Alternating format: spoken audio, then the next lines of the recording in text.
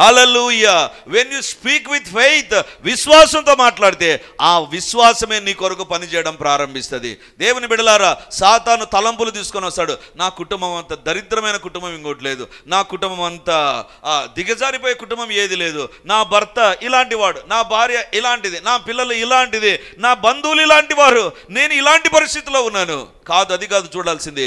మహిమగల రాజు బిడ్డవు నువ్వు. Hallelujah. You are the child of the glorious king. మహిమ కలిగిన రాజు యొక్క బిడ్డవు. దేవుని బిడ్డలారా, లోకమును దాని సంపూర్ణత దేవునిదే, దేవునిదే. రాజుకు కొన్ని హద్దులు ఉంటాయి.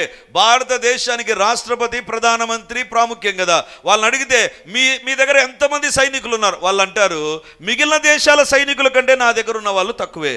కానీ దేవుడు అంటాడు లోకమును దాని సంపూర్ణతయు యెహోవావే. బైబిల్లో ఒక పేరుందండి, సర్వాధికారి అని పేరుంది దేవునికి. ఎందుకు ఆ పేరుంది అంటే, ఇప్పుడు ఒకవేళ ఇంగ్లాండ్ దేశం రాజు యొక్క అధికారాన్ని మనం చూస్తే ఆయన అధికారము ఇంగ్లాండ్ దేశంలోనే పనిచేస్తుంది, వేరే చోట పనిచేయదు. ఎందుకు తెలుసా? ఆయన అధికారానికి హద్దులు ఉంటున్నాయి. కానీ దేవుడు రాజు అయితే ఈ రాజు యొక్క అధికారం ఏంటి తెలుసా? సర్వాధికారి. ఎందుకు సర్వాధికారి తెలుసా?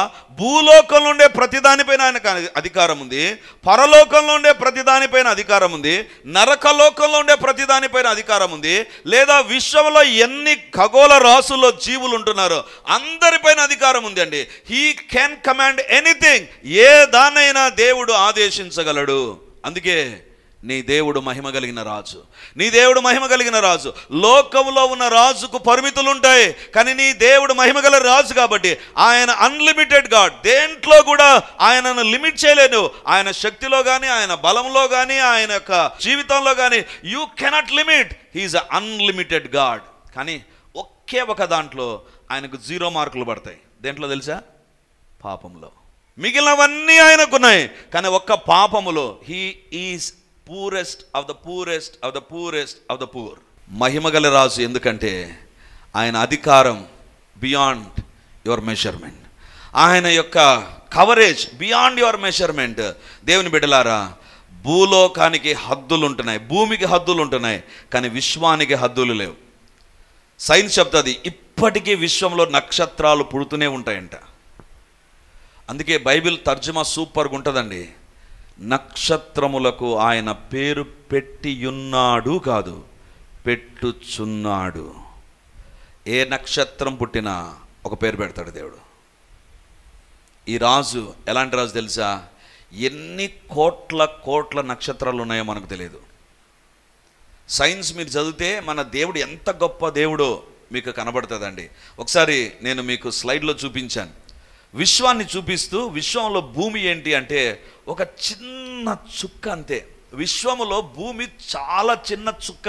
అంటే సూది గుండుతో, సూది కుట్టుకునే సూది ఉంటుంది కదా, దాని భూమిపైన అలా ప్రెస్ చేస్తే ఎంత హోల్ పడుతుందండి, అంత హోలే విశ్వంలో భూమి. మనము ఈ భూమిలో ఉండి నాకు 1 ఎకరా పొలం ఉంది, నేను ఇన్ని సెంట్లలో ఇల్లు కట్టుకున్నాను అనుకుంటాం. కానీ దేవుడు అంటాడు నేను మహిమ కలిగిన రాజును. ఎందుకంటే భూమియు దాని సంపూర్ణతయు యెహోవాయే, లోకమును దాని నివాసులను యెహోవావే. హల్లెలూయా, హల్లెలూయా. దేవుని బిడ్డలారా, ఈరోజు దేవుడు మనతో మాట్లాడుతున్నాడు.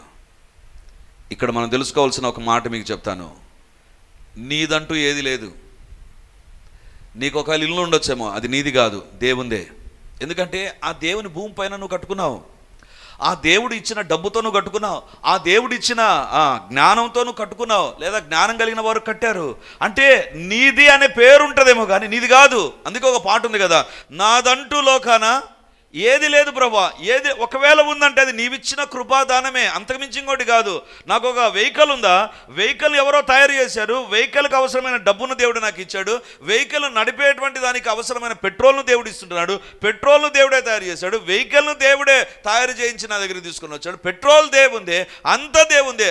ఐఎమ్ ఓన్లీ యూజింగ్ ఇట్, నేను దాన్ని ఉపయోగిస్తుంటున్నా. అందుకే అంటారు we're not the rulers but we're the watchman. మనము నిర్వాహకులమంతే.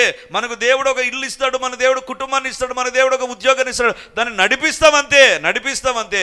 అందుకే ఏమంటారు తెలుసా, కొద్ది కాలం అయిన తర్వాత యు ఆర్ రిటైర్డ్, నీకు విశ్రాంతి వచ్చేసింది, టేక్ రెస్ట్. దేవుడు అంటున్నాడు, మీకు రెస్ట్ ఉంటుంది, నేను కునుకను నిద్రపోను. I am the God who lives forever. దేవుని బిడ్డలారా, ఎందుకు మహిమ కలిగిన దేవుడు తెలుసా? ఆయనకు సంబంధించింది ప్రతిదీ ఆయనకు సంబంధించింది. విశ్వంలో ఏది ఉన్నా, భూలోకానికి సంబంధించిన అయినా, లోకులు జనములైనా ఎవరైనా సరే, he belongs to the lord. అందుకే కీర్తనకారుడు అంటున్నాడు, ఆయన మహిమ కలిగిన రాజు. ఆయన మహిమ ఏంటి తెలుసా? ఆయనకి ఏముందో దాన్ని బట్టి ఆయన మహిమను అంచనా వేయచ్చు. కోహినూరు వజ్రం ఎక్కడ ఉంది అంటే ఇంగ్లాండ్ దేశంలో రాణి కిరీటంలో ఉంది అంటారు. ఎందుకంటే ఆ కోహినూరు వజ్రం చాలా చాలా రేర్ కమాడిటీ, అది చాలా చాలా అరుదుగా లభించేటువంటి వస్తువు. అలాంటిది ఇంగ్లాండ్ దేశంలో రాణి కిరీటంలో ఉంది అంటారు. దేవుని బిడ్డలారా, దేవుడు అంటాడు, కోహినూరు ఒక్క వజ్రం ఆమె దగ్గర ఉండేది, భూలోకంలో ఎన్ని వజ్రాలు ఉన్నాయో అవన్నీ నావే. హల్లెలూయా. మహిమ కలిగిన రాజుని దేవుడు. ఆయన కలిగిన దాన్ని బట్టి ఆయన మహిమ కలిగిన రాజు. ఈ దేవుడు నీలో ఉంటే ఆయన మహిమను కనబరుచునుగాక. ఆమేన్. నీ ఇంటిలో ఉంటే మారిపోవునుగాక, నీ గుర్తింపు మారిపోవునుగాక, నిన్ను ప్రజలు గుర్తించే విధానం మారిపోవునుగాక, నీ కుటుంబ పరిస్థితుల గురించి చెప్పుకునే మాటలు మారిపోవునుగాక. ఎందుకంటే he's not an ordinary person, he's not a god who lives for a certain period. కొద్ది కాలంలో జీవించి వెళ్ళిపోయేటువంటి ఒక దేవత అనబడిన వ్యక్తి కాదు. ఆయన యుగములు జీవిస్తున్నాడు. భూమియు దాని సంపూర్ణతయు యెహోవావే. అందుకే ఆయన మహిమ కలిగిన రాజు. రెండవదిగా బైబిల్లో మనం చూస్తే కీర్తనలు 24:3-4 వచనాలు. యెహోవా పర్వతమునకు ఎక్కదగిన వాడెవడు? ఆయన పరిశుద్ధ స్థలములో నిలవదగిన వాడెవడు? వ్యర్థమైన దాని యందు మనసు పెట్టకయు, కపటముగా ప్రమాణము చేయకయు, నిర్దోషమైన చేతులు, శుద్ధమైన హృదయము కలిగి ఇండువాడేడి వాడు యెహోవా వలన ఆశీర్వాదం నొందును, తన రక్షకుడైన దేవుని వలన నిత్యత్వమును నొందును. ఇక్కడ రెండవదిగా దేవుని యొక్క మహిమను గురించి వివరిస్తున్నాను. ఒకటి, మహిమ అనేటువంటిది నేను చెప్పాను కదా, డైరెక్ట్గా మెజర్ చేయలేం, it is an indirect measurement. కాబట్టి దేవునికి కలిగిన దాన్ని బట్టే దేవుడు ఎవరో మనము ఆయన మహిమను అంచనా వేయచ్చు. ఒకటి, భూమియు దాని సంపూర్ణతయు, లోకమును దాని నివాసులు యెహోవావే. రెండవదిగా ఇప్పుడు అంటున్నాడు కీర్తనకారుడు, యెహోవా పర్వతమునకు ఎక్కదగిన వాడెవడు? ఆయన పరిశుద్ధ స్థలములో నిలువదగిన వాడెవడు? ఇక్కడ అంటున్నాడు, దేవునికి ఒక పర్వతం ఉందంట. దేవునికి పర్వతం బైబిల్లో వ్రాయబడింది, 1000 కొండల మీది పశువులు నావే కదా. ఎన్ని కొండలంట? 1000 కొండలు. ఎగ్జాంపుల్ చెప్పాడు, 1000 కొండల మీద పశువులు, 2, 3, 7, 9 అది కాదు, 1000 కొండల మీద పశువులు. You name any mountain, it belongs to me. ఎందుకంటే అది భూమిపైన ఉన్నాయి, నేను కలగజేసిన భూమిపైన ఉన్నాయి. Those mountains belong to me. కానీ ఇక్కడ ఒక మాట ఉంది, యెహోవా పర్వతమునకు ఎక్కదగినవాడు. ఏ కొండనైనా ఎక్కొచ్చా అండి? ఏ కొండనైనా ఎక్కొచ్చు. మీరు ఎవరెస్ట్ పర్వతం దగ్గరికి పోయినా ఎవరెస్ట్ పర్వతాన్ని ఎక్కవచ్చు.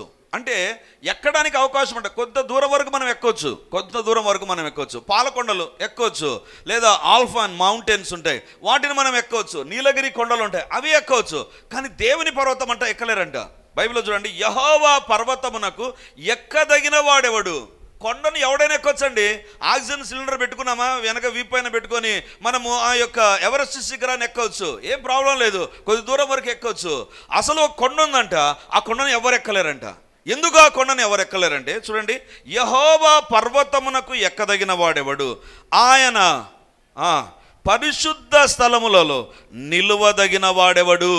అంటే ఆ పర్వతం ఎలాంటిది, ఆ కొండ ఎలాంటిది అంటే it is not made up with the mud and stones. ఏదో మట్టితో, రాళ్లతో, రప్పలతో, ఏదో చెట్లతో నిండినటువంటి పర్వతం కాదది. It is a mountain which is having a holiness. పరిశుద్ధత ఉందంట అక్కడ. దేవుని యొక్క మహిమ ఏంటి తెలుసా? ఆయన మహిమ, ఆయన కలిగిన ఆస్తిని గురించి మనకు తెలియజేస్తుంది. అది మొదటిది. రెండవదిగా ఆయన మహిమ, ఆయన పరిశుద్ధత. ఈవెన్ ఏ కొండనైనా ఎక్కొచ్చు, ఏ కొండనైనా ప్రపంచంలో ఎక్కొచ్చు, కానీ ఒక కొండను ఎక్కలేవు. అది దేవుని దగ్గర ఉండే పర్వతం, అది పరిశుద్ధ పర్వతం. అంటే పరిశుద్ధతలో హీఈస్ ఇన్కంపారబుల్. ఆయన పరిశుద్ధతలో ఆయనకు పోటీ ఎవరు లేరు, ఆయనకు సాటి ఎవరు లేరు, ఆయన సమీపానికి కూడా ఎవరు రాలేరు. ఎందుకు తెలుసా? Such a Holi God. అంత పరిశుద్ధుడైన దేవుడు ఆయన పర్వతము. దేవుడు లేడు, దేవుని పర్వతం ఉంది అక్కడ. ఆ కొండను ఎవరు ఎక్కలేరండి. ఏ కొండనైనా ఎవడైనా ఎక్కొచ్చు. దేవుని బిడ్డలారా. కానీ దేవుని కొండ ఉంది, దేవుడు ఉండేటువంటి స్థలం. It's a holy. అందుకే దేవుడు సీనాయి కొండపైకి దిగి వచ్చినప్పుడు దేవుడు అంటాడు, మోషే నువ్వు ఒక్కనివిరా, ఇశ్రాయేలును అసలు దాన్ని టచ్ చేయొద్దని చెప్పు, ఆ పర్వతాల తాకొద్దని చెప్పు. ఎందుకంటే they are unholy, my place is a holy place. నేనుండేటువంటి స్థలం పరిశుద్ధత. వాళ్ళు పరిశుద్ధులు గారు, వాళ్ళలో అపవిత్రత ఉంది, వాళ్ళలో పాపం ఉంది. If they touch they will die. వాళ్ళు తాకేరా చచ్చిపోతారు వాళ్ళు. దేవుని బిడ్డలారా, దేవుని పరిశుద్ధత అసమానమైన పరిశుద్ధత.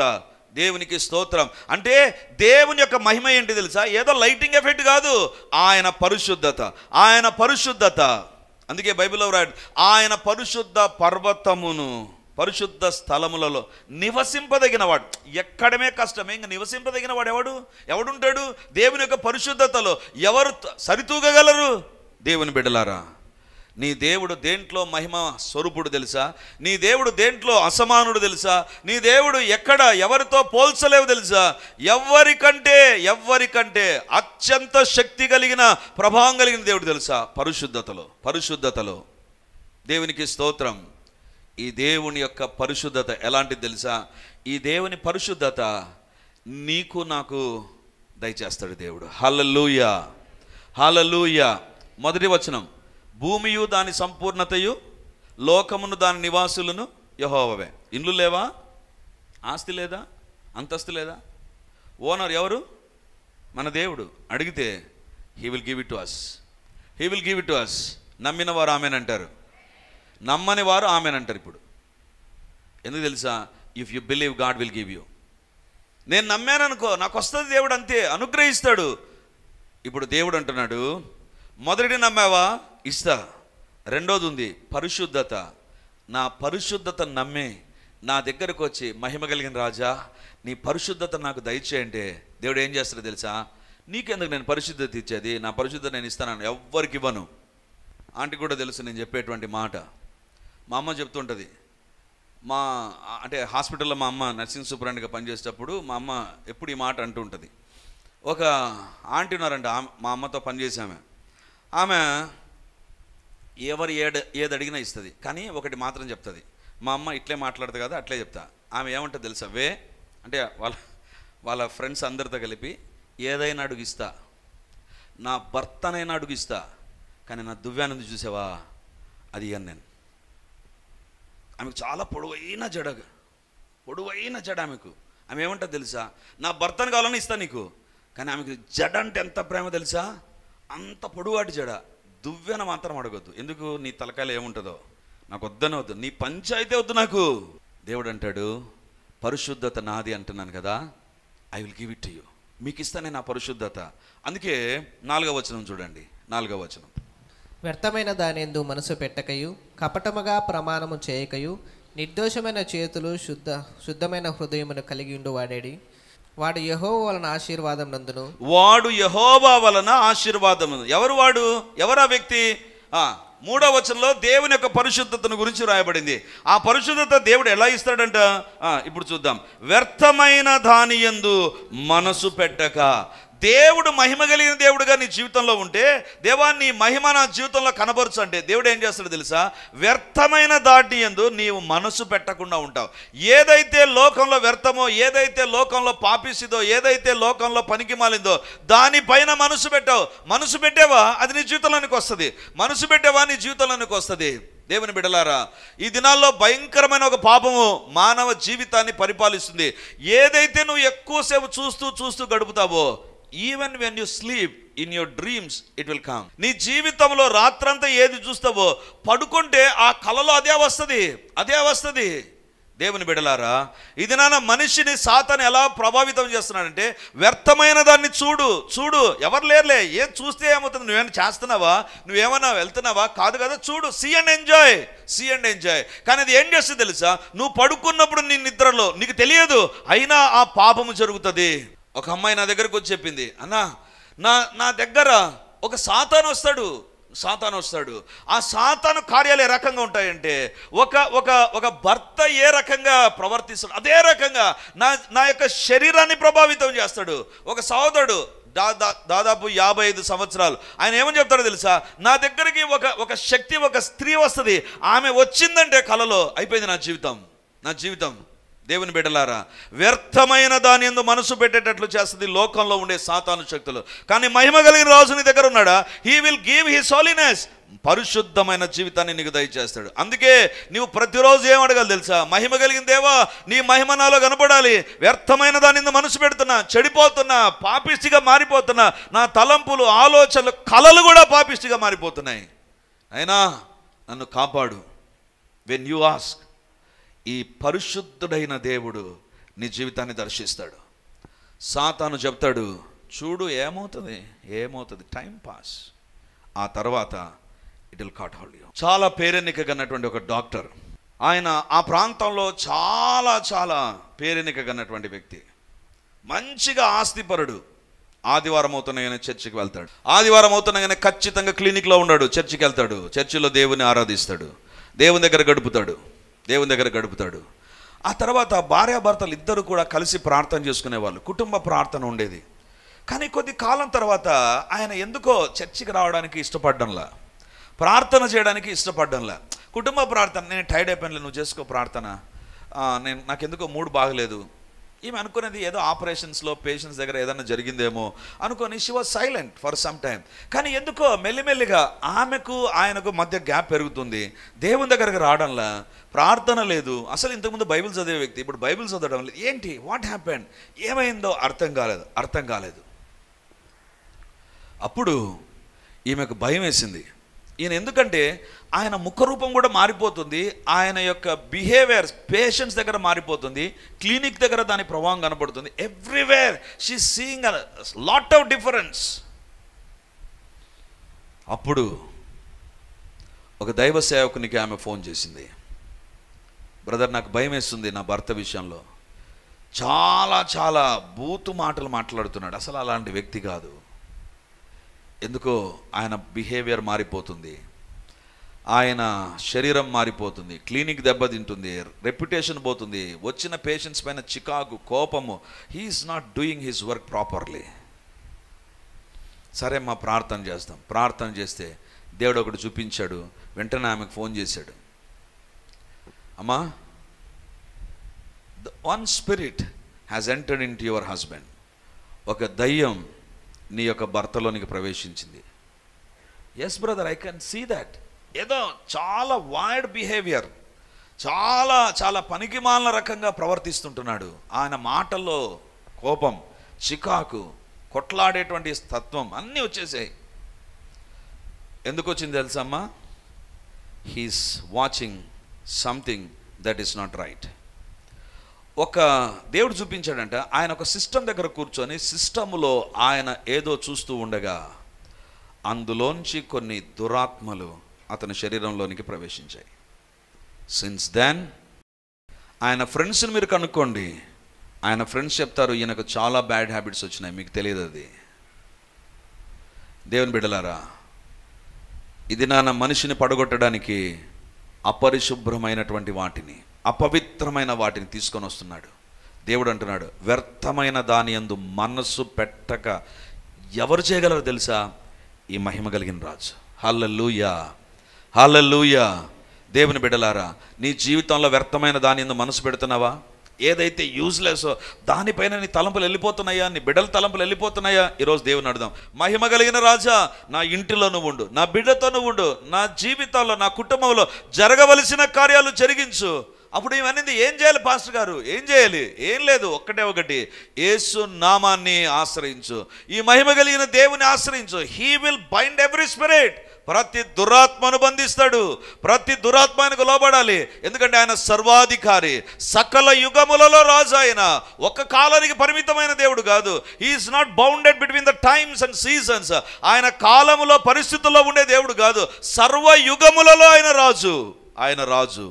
వ్యర్థమైన దాని యందు మనసు పెట్టే ప్రతి జీవితం పైన ఈ మహిమ కలిగిన రాజు యొక్క ప్రభావం పనిచేయునుగాక. హియర్ ఆర్ సమ్ పీపుల్, కొంతమంది ఉన్నారు మీ జీవితాల్లో, you are going through this, you are unable to come out of that. ఆ బంధకాలు మిమ్మల్ని బంధించాయి. ఈరోజు ప్రార్థనలో ఆ బంధకాలు ఈ మహిమ కలిగిన రాజు తెంచివేయునుగాక. ఆమెన్. మన కుటుంబాలలో, మన పిల్లల్లో ఏదైతే ఉందో ఉండకూడదు. God is going to break those chains.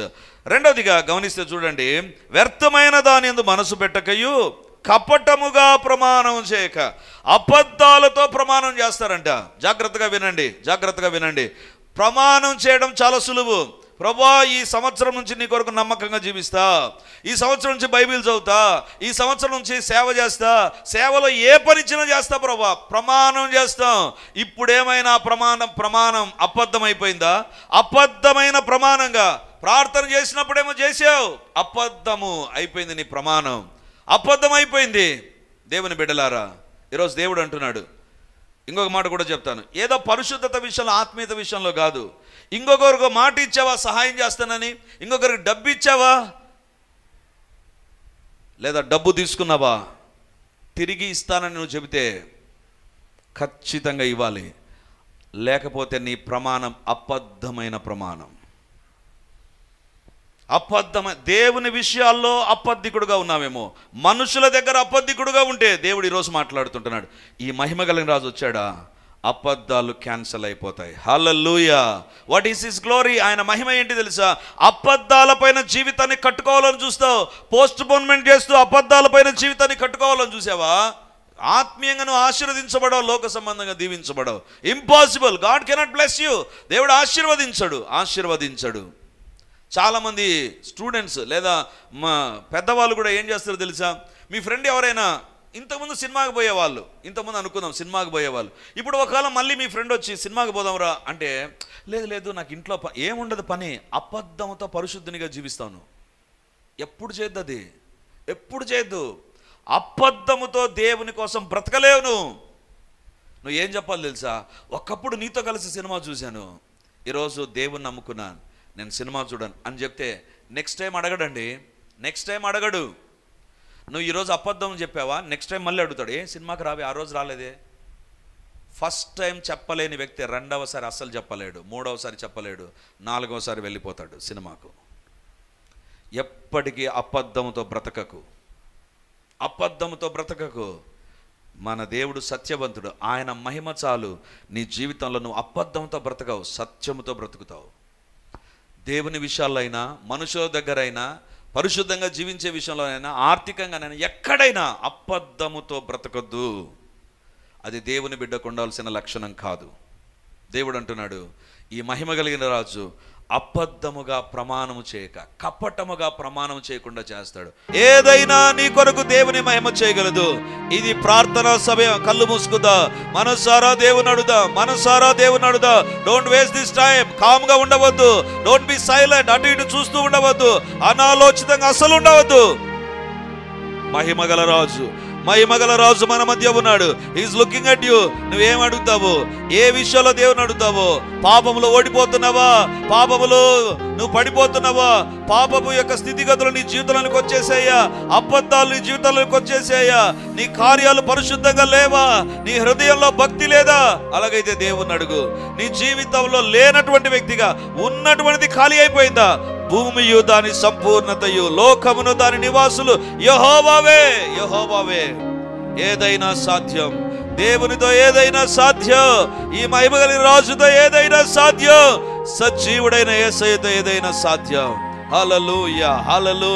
This is the time to pray. ప్రార్థన చేద్దాం. లైవ్ లో చూస్తున్న దేవుని బిడ్డలారా, మీరు కూడా ప్రార్థించండి. He is a God who can involve in your life situations. జీవితంలో జరుగుతున్నటువంటి పరిస్థితుల్లో ఆయన ఇంటర్వ్యూ కాగలడు.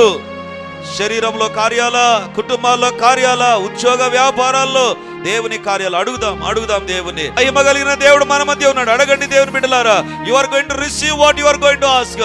విశ్వాసంతో ఏదైతే అడుగుతావో అది నీకు దేవుడు దయచేయబోతున్నాడు. Whatever you ask in faith, విశ్వసించి దేవుని అడుగుతావు, దేవుడు నాకు ఇస్తాడు అనే ఆశతో ఎదురు చూసే జీవితాన్ని దేవుడు దీవించబోతున్నాడు. హల్లెలూయా. నువ్వు తలగానే ఉంటావు, తోకగా ఉండవు. ఆరోగ్య విషయంలోనైనా, ఆర్థికంగానైనా, బిడ్డల విషయంలోనైనా, కుటుంబ విషయాల్లోనైనా, ఉద్యోగ వ్యాపారాల్లో మహిమ కలిగిన రాజు నువ్వు ఆశ్రయిస్తే నువ్వు తలగానే ఉంటావు. హల్లెలూయా, హల్లెలూయా, హల్లెలూయా, హల్లెలూయా. అడుగుదాం దేవుని. స్తోత్రం తండ్రి, స్తోత్రం దేవా, మహిమ కలిగిన రాజు. ఈ సందేశం నీ కోసమే, నీ కుటుంబం కోసమే, నీ పోరాటాల కోసమే. నువ్వు ఓడిపోతున్నావు, నిరాశ ఇక్కడికి వచ్చావు. God has seen your situation. Thank you, Holy Spirit. పరిశుద్ధాత్మ దేవానికి వందనాలు. హల్లెలూయా, హల్లెలూయా, హల్లెలూయా, హల్లెలూయా. గొప్ప దేవానికి వందనాలు, గొప్ప దేవానికి వందనాలు. ప్రార్థన చేస్తున్నా, మీరు కూడా ప్రార్థనలు ఏకీవించండి, ప్రార్థిస్తూ ఉండండి. ఏదైతే మరి అడగాలనో అడగండి. దేవుని శక్తిని మీరు చూడబోతున్నారు. హల్లెలూయా. దేవుని మహిమ కలిగిన కార్యాలు మనం చూడబోతున్నాం. స్తోత్రము తండ్రి. నీ మహిమ ఇప్పుడు కనబడునుగాక నాయనా. ఎవరైతే ఏ పాపములో, ఏ బంధకాల్లో, ఏ అలవాట్లలో, ఏ అక్రమ సంబంధ ఊబిలో పడిపోయి ఉంటున్నారు, ఇప్పుడు అడుగుతున్నాను ప్రభువా, నా దేవుని మహిమ కనబడునుగాక, నా దేవుని మహిమ కనబడునుగాక. I bind every work of Satan right now. ఏ పోరాటాలు సాతాను వీరికి వ్యతిరేకంగా చేస్తూ ఉన్నాడో ఆ పోరాటాలన్నీ యేసు నామమున బంధిస్తూ ఉంటున్నాను. Let every yoke of the devil, bonds of the devil, chains of the devil be broken and asunder in the name of Jesus. దేవుని యొక్క కార్యములు ఇప్పుడే జరుగునుగాక. ఏ శరీరాన్ని, ఏ హృదయాన్ని, ఏ తలంపుని, ఏ జీవితాన్ని, ఏ కుటుంబాన్ని ఏ దుష్ట శక్తులు పట్టుకుని ఉన్నాయో నజరేయుడైన యేసు నామమున ఆజ్ఞాపిస్తున్నాను. మహిమ కలిగిన దేవుని యొక్క నామమున ఆజ్ఞాపిస్తున్నాను. సాతానా వదిలి వెళ్ళమని ఆజ్ఞాపిస్తున్నాను. Come out you demonic forces, you spirits that are enticing to commit different sins. ఆయా పాపాలకు ప్రేరేపించే దురాత్మలారా యేసు నామమున ఆజ్ఞాపిస్తున్నాను, వదిలి వెళ్ళమని ఆజ్ఞాపిస్తున్నాను. దేవుని కార్యములు జరుగునుగాక. ఏది కోల్పోయారో భూమియు దాని సంపూర్ణత యెహోవాయే. కోల్పోయిన ప్రతిదీ మేము పొందుకొందుముగాక. యేసు నామమందు పొందుకొందుముగాక. యేసు నామమందు పొందుకొందుముగాక. నజరేయుడైన యేసు నామమందు పొందుకొందుముగాక. నాయనా, మా యుద్ధాలు ఇక మేము కాదు ప్రభా, ప్రతి యుద్ధాన్ని మీ చేతులకు అప్పగిస్తున్నాం. యుద్ధము బల శౌర్యము కలిగిన మీదే నాయనా. యుద్ధము మీది, విజయం మాది. యుద్ధం మీది, విజయం మాది. ప్రతి పోరాటంలో విజయముండునుగాక, విజయముండునుగాక, విజయముండునుగాక. దేవ సహాయం చేయమని, నీ మహిమ సాధనాలుగా మేము ఉండడానికి సహాయం చేయమని, నీ రక్త ప్రోక్షణ మా పైన ఉంచమని, తల మొదలుకొని అరికాల వరకు ప్రతి ఒక్కరిలో ఆరోగ్య దీవెనే ఉండునుగాక. ఈ కార్యాలు జరిగించమని యేసు నామమున అడుగుచున్నాను తండ్రి. ఆమేన్. అందరం చెప్దాం గట్టిగా ఆమేన్.